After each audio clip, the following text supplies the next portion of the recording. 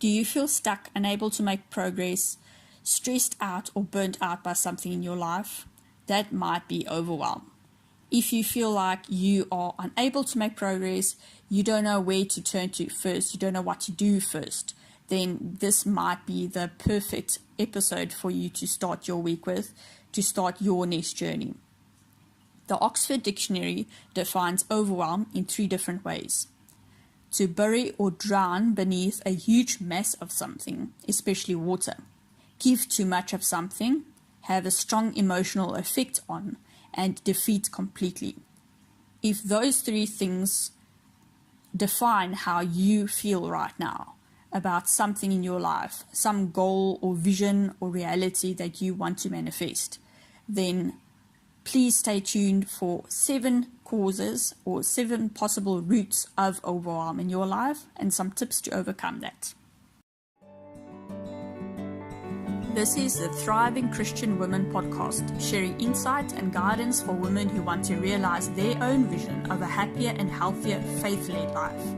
I'm your host, Christine van Tonder, a Christian life and health coach from sunny South Africa. Today I'm sharing with you 7 possible causes for your overwhelm. So that could be overwhelm with your health, with your business, with your family life, with your love life, even with spirituality. So these do not apply to only one part of your life. They are very common for most people. So see whether you can identify yourself in any of these, and I hope that that will give you some clarity about your next steps that you can take to get yourself unstuck. So the first one is that you focus on negativity. You don't take control of unhealthy and unhelpful thought patterns. You fixate on your challenges, problems, pain, and frustration. So you've probably heard someone to say to you, or if you really love reading about personal development like I do, you've probably heard the saying, what you focus on grows. So for me, that has really rung true, and it really means that if you focus on your problems and your challenges, then that's all you'll ever see. That will really become overwhelming to you, and you won't know how to get past that. Instead, I would suggest that you focus on positive, turn it around and see where the opportunity lies within that challenge, within that problem. Is there, something that you're overlooking? Are you overlooking many possible opportunities and many solutions because you're fixating on your pain, you're fixating on your frustration? So a really simple tip that I can give you to get you out of that headspace of negativity and frustration is to develop an attitude of gratitude. So every morning or every evening, sit down and think, meditate or journal about everything in your life that you feel grateful for, that you are thankful for. So it doesn't need to take an hour, really. You can just jot down 5 things every day if that is manageable for you. It doesn't need to be 6 minutes, 10 minutes, 15 minutes. There's no time limit, and there's no time, a minimum time that I would suggest for this. Just take some time and every day consistently do this and sit and think about a few things that you really love about your life. What helps you be safe, healthy, fit maybe, what helps you be more impactful in others' lives, what can you really attribute joy and happiness to in your life, what makes you happier, what makes you more content, what makes you safe and secure. So that could be a job that is really secure and you know that you have a future at your company. Or it could be that you are healthy and, that's really something that we should not overlook, because there are so many people in this world who are suffering, cancer and other chronic diseases, and children who are born with really serious complications. So that is a biggie for me. My health is really, really, really precious. And because I focus on that every day, it's become even more important for me to support that. So as you support those areas in yourself, you will see more progress. So as you really become more grateful for the progress, it's like a cycle. It's like a positive cycle. The more grateful you are for what you've already achieved, the more positive outlook you'll have, and the more hope and confidence you'll have in that area, and the more progress that will in turn generate, again, momentum. It will generate momentum because you're more motivated and more driven in that area. Okay, so that is a really simple tip that I can share with you. The second probable cause or root of your frustration, of your overwhelm, could be that you spend too much time on distractions or less important activities. So what I mean by this is, as someone who has worked for herself, I've worked from home in various roles in different situations over the past few years, and some have worked out, some haven't been so successful. I've come to see a pattern in myself. In the morning when I start my day, I avoid those activities that are not like essential tasks for that day. So I immediately go into the things that will help me that day make the most progress, that will support my health the most, that will set up my mindset so that I am the most persistent and consistent in the things that I really need to do. So if there's something on your task list that you dread doing or it's going to be challenging, I would really suggest that you consider doing that as the first task of your day. Don't put it off until later in the day when you are less focused, your willpower is going down, you don't have as much energy, you don't have as much determination. That will make it even more likely that you'll feel overwhelmed by the task, that you'll feel frustrated. And then at the end of the week, you'll see you've gotten less done because you put off so many things, you fit less into your week. So by the end of the week or the next Monday, you feel even more overwhelmed because you've put off so many things to, prioritize other things that are maybe easier, they make you feel good, they give you like instant gratification and recognition, maybe social recognition, going on to social media and sharing what you did over the weekend or sharing your photos. You get like a kick out of it. It boosts your confidence and your pride, but it doesn't actually get you anywhere in life. It doesn't boost your productivity for that day. It actually decreases your productivity because you put off, that very vital part of your day that you could have used for the most challenging task of your day to get the most done. You've now rather slotted in those less difficult tasks, the less progression, the less successful tasks that won't get you as far. So you actually lengthen your timeline for everything that you would have done that week, and the next Monday you are more overwhelmed. So that is my second tip, that you really look at how do you spend that first part of your day. How are you prioritizing things in your life? Are you giving too much importance to things that won't add a lot to the bottom line, that are not focused and aligned with the vision of the life that you want to create? So firstly work towards the things that are most important. Even if they are the most challenging, put more importance on them and put less time and less importance on the things that are maybe more comfortable for you, easier for you, more pleasant for you. So that way you will feel less overwhelmed because you get more done that way, because you put less things off. You don't delay the things that are most important.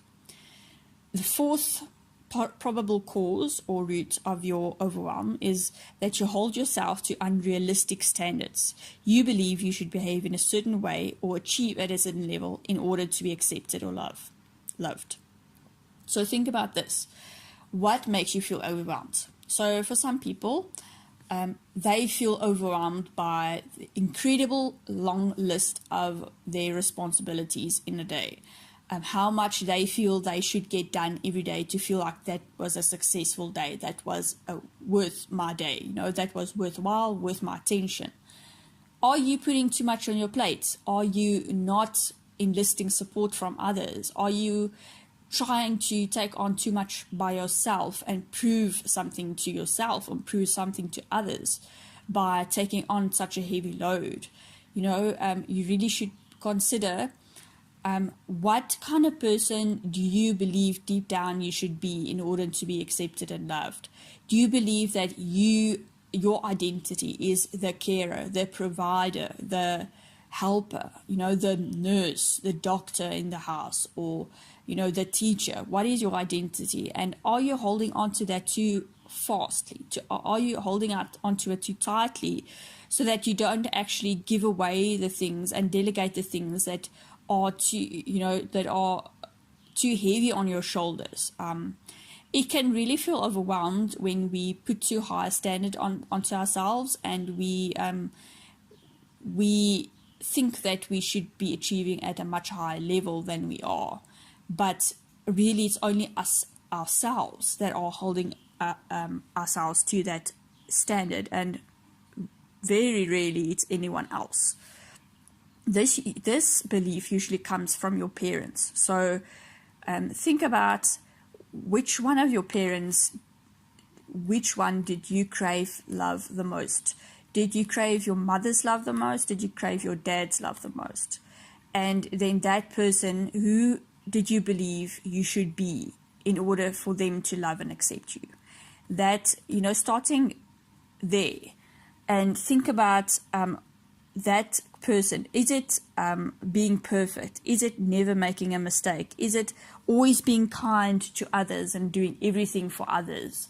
That really helps you see the patterns in your own life and free yourself from them, because you see it's not really your own beliefs. Most of our beliefs came from other people. You really have to think about the person that you believe you should be in this life. Is it something that you took on yourself? Is it really your own belief and your own values, or is it something that someone else passed on to you? Really consider that, and consider the standard that you put yourself on. It's really important to recognize when we need support and when something is unrealistic for us. If it's taking too much of a strain on us, we are taking too much strain in order to fulfill a certain role that is not realistic. So really redefine that standard for yourself and think whether it is aligned to the life that you want to live and the person that you really truly feel that you should be and show up as in this life. The fifth cause or root of your overwhelm could be that you don't prioritize margin and sleep every day. So margin is thinking about margin. The easiest way to explain that is think about your life as a bucket.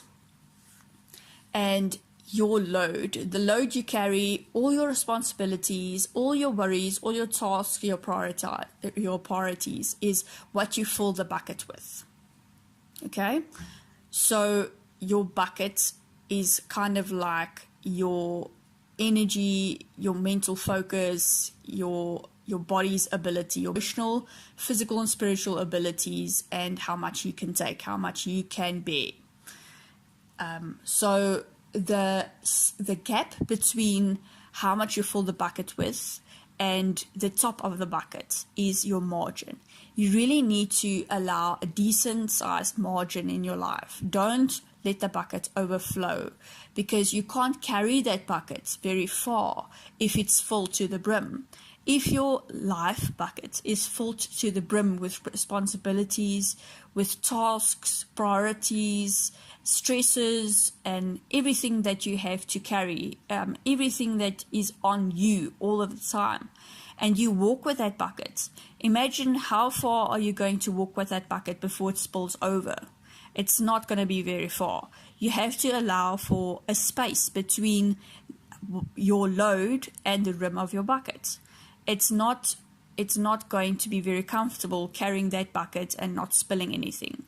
That's how life works. That's how life works. You will start making mistakes. You will start burning out if you fill up your bucket to the rim, to your very max. If you try and do everything to the max and carry too heavy a load, too big a load. It's really not possible. You'll make your load, you'll make the journey carrying this bucket much more sustainable and comfortable and enjoyable if you have a larger margin. So you need to allow yourself margin, which is time for reflection, restoration, rest, and renewal, realigning yourself to your vision and checking in with yourself and with God on this journey. This is really, really important. And the more I put focus on this, the more I see myself being more productive, being more present and attentive to other people I really care about in my life. So this is a big one that I think people until now have missed, largely in this world, especially people who work for themselves and people who are climbing the career ladder. They want to do everything to the max so that they can really prove themselves. But then they end up burning out pretty quickly because you can't carry that bigger load for very far without spilling, without making mistakes and missing things and losing focus and losing clarity and not being as productive. So that's one part of margin that's really, really important. So also you need to think about the quality and quantity of sleep that you are getting. The less rest and sleep you get, the more strain you put on your body and your mind. It's really, really important to get that time of renewal, of healing every night so that you can be your best the next day. If you are not sharp, if you're not focused and rested, then things will be overwhelming because you can't really focus on what is the most important thing and where do I go first? Where do I start? You won't be able to concentrate as much and you'll start making mistakes and you'll get discouraged and, the overwhelm builds. So really think about how has your sleep been week by week. What is the quality of sleep if you rate it between 1 and 10, 1 being horrible insomniac and 10 being brilliant, 8 to 9 hours or almost more than you feel you should be getting. Rate the quality and quantity of sleep that you're getting on a consistent basis week by week. So obviously, if your kid is going to have a bad night 2 or 3 nights a week, that's understandable. You're not going to sleep much. But think about your habits. What sleep routine? Do you have a healthy sleep routine? Do you go to bed at a reasonable time? Do you sleep well without too many waking episodes? Consistent sleep, and you feel well rested when you get up in the morning. You actually get through an entire day without feeling like you need a nap. Think about that and consider what could you be changing in your life to improve your sleep pattern. And now the 6th possible cause or root of your overwhelm is that you look too far into the future or you stare at the big picture instead of looking at what is a realistic outcome for each time. So what I mean by this is when we decide on a new goal or vision for, say, the next quarter, the next half year, the next year, or whatever timeline that is, sometimes it can look so far removed from what our reality is right now that it feels like, oh, how am I ever going to accomplish that? There's so much that needs to be done, that I need to overcome, that I need to achieve in order to realize that goal. It can get discouraging and overwhelming.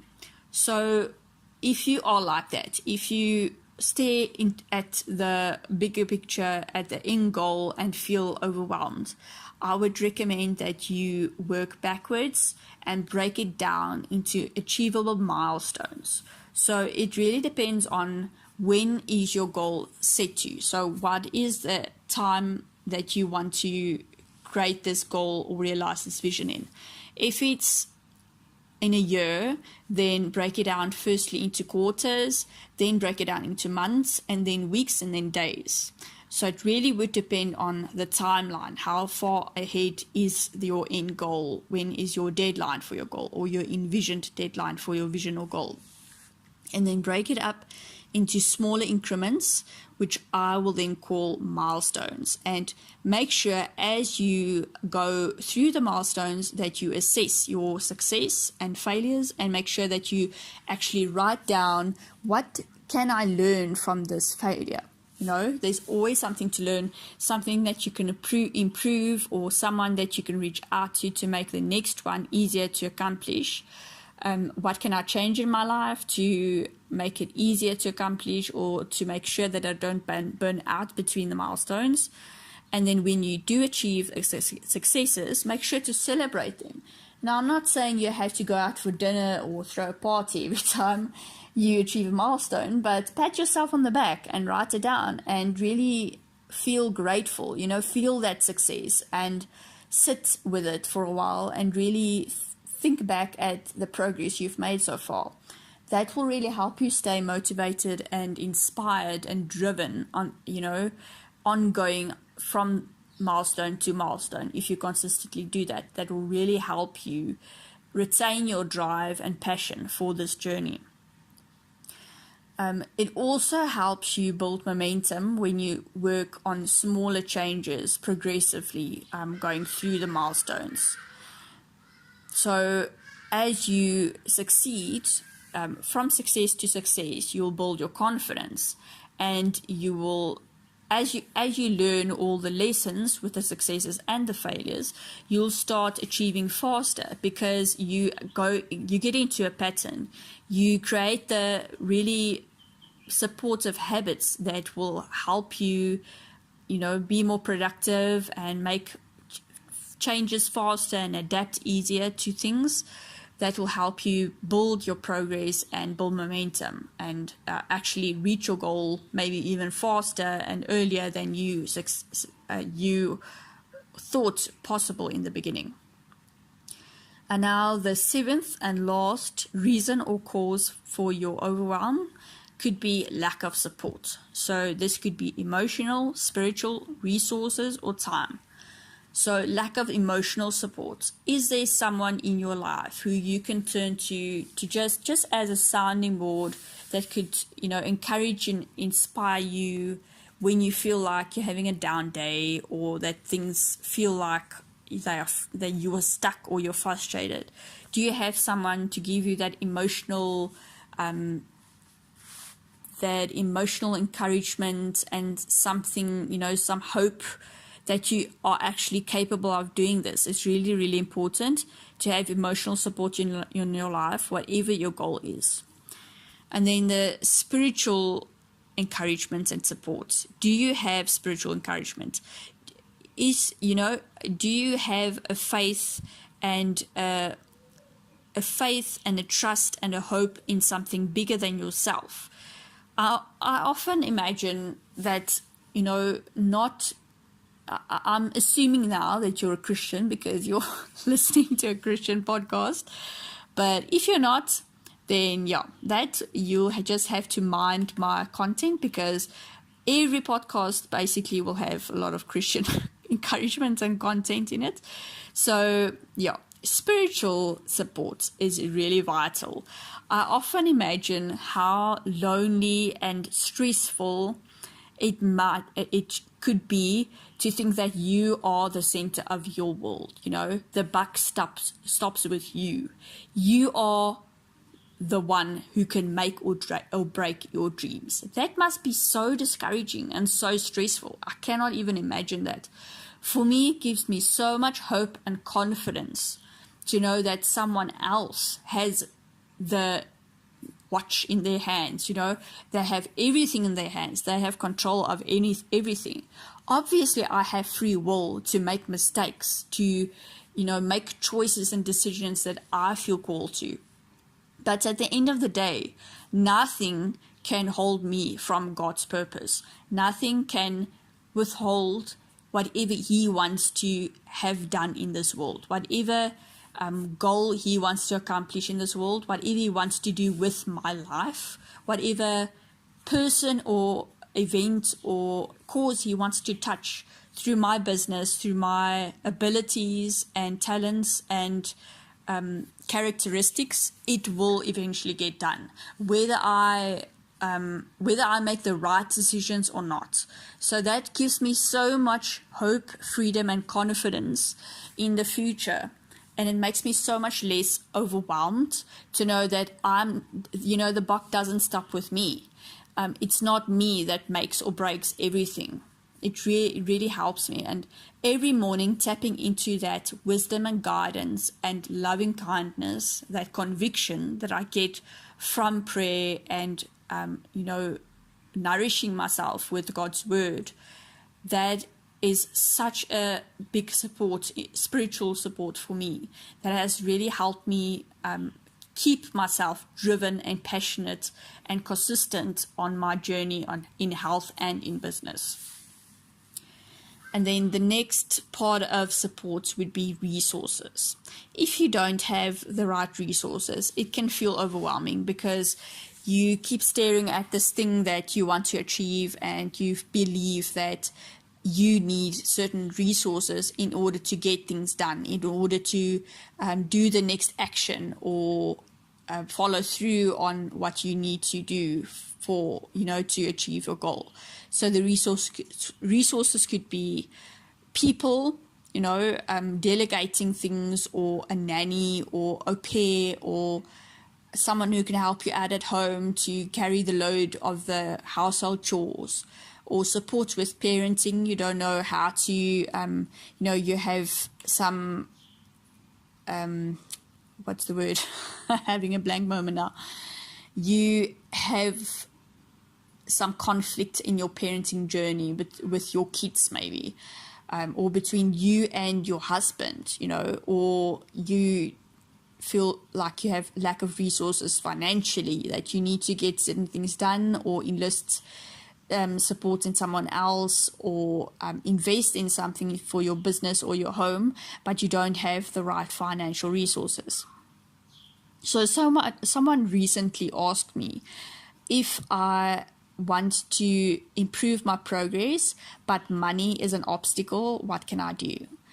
To that, I would say, when you want to get something done very fast, you either have you usually have two choices. So this is now usually relevant to business, but it could also be relevant to other areas of your life.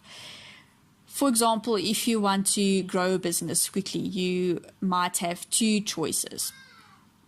In my experience, it's usually spend more money to get things done quicker, to make progress faster, to grow your business faster, or have a lot of patience. So time. If you don't have the money, then put in the time. So you can do things just smaller increments over a lot of time, and be patient and work harder so that you can build up your financial reserves.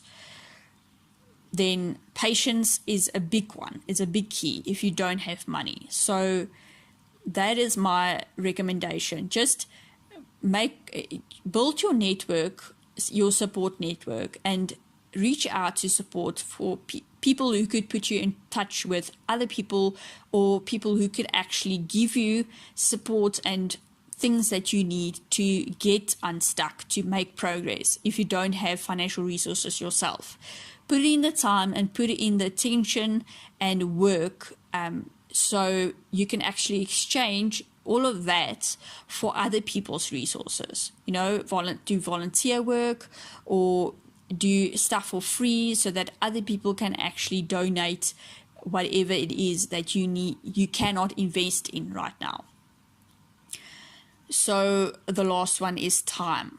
You don't have time. That is part of support, because there is so much that we want to get done in this life, but we might feel like we are pressured with time. We don't have enough time. So if you are overwhelmed by everything that you want to get done, whatever area of your life that would be, and you feel that you lack time, that is something that you lack, so all of it feels overwhelming.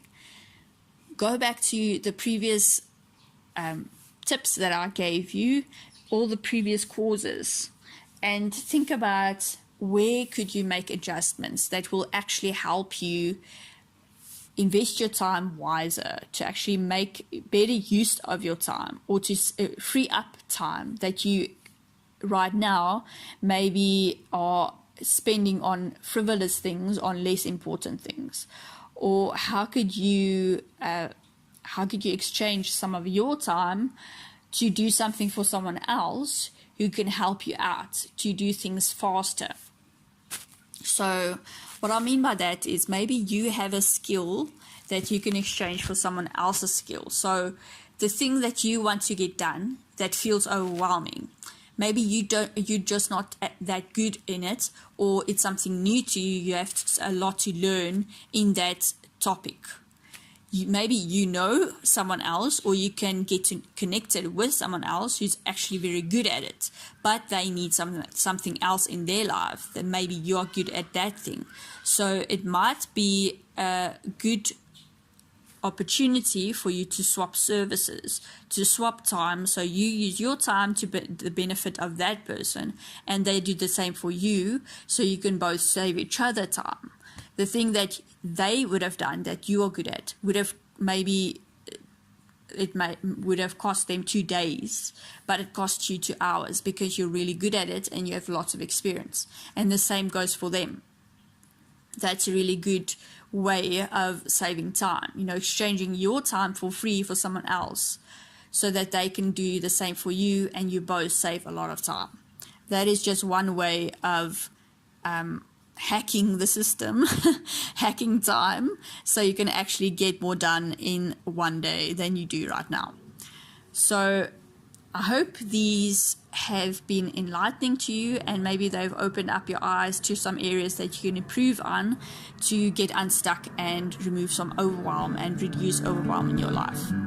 Thanks for listening to the Thriving Christian Women podcast with myself, Christine van Tonder. If you like the show and want to know more, check out my website, christinevantonder.com, or please leave a review on iTunes. Join me next week when I talk about purpose and passion.